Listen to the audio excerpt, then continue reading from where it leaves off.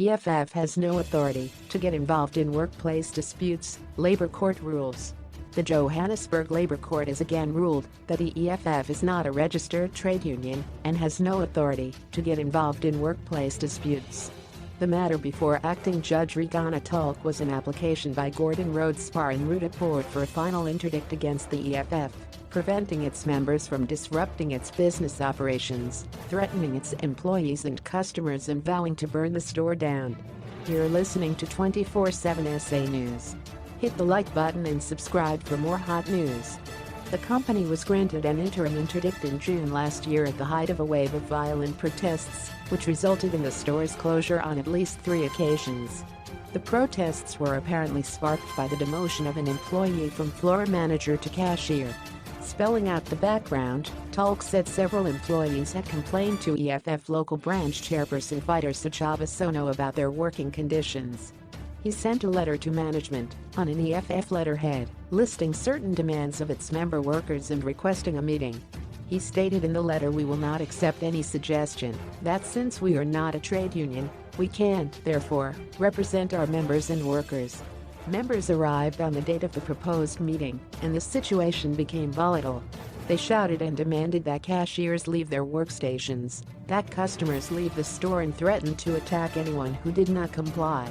They also physically barricaded the entrance to the store. After another 2 violent incidents in the following weeks, the SPAR obtained the interim interdict. The EFF opposed the finalization of the order. Its legal representative said so no, and the protesters did not have the authority to act on the EFF's behalf. They argued that the EFF could not be held liable for the conduct of its members, or those who purport to be its members, and that the SPAR should rather sue those individuals.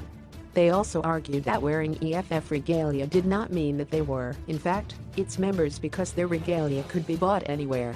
The EFF had, in October 2020, issued a warning of the legal and financial implications of all workplace protests and strikes, and cautioned that all these matters must be approved by its labor desk. Stripped to its core, the EFF says it is not liable for the conduct of the protesters. It has no knowledge of what happened because it was not there, and it cannot be held liable for members who act on a frolic of its own, Tulk said. However, she said, the facts showed that the letter of demand was written on an EFF letterhead and penned by Branch Secretary Sono.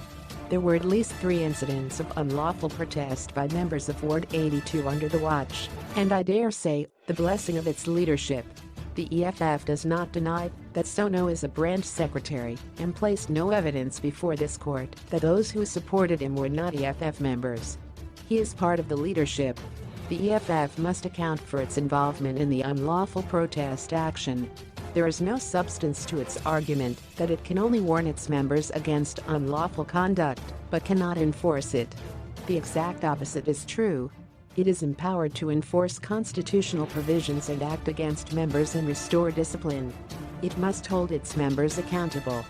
Tulk said the unacceptable behavior of the protesters has no place in our employment law dispensation and undermined the dispute resolution process prescribed by the Labor Relations Act. She granted a final interdict and ordered the EFF to pay SPAR's post, saying the company should not be out of pocket for seeking to stop and contain this unlawful conduct. Brought to you by 24/7 SA News. If you like this video, remember to hit the like button and subscribe to this channel for more information about your favorite actor.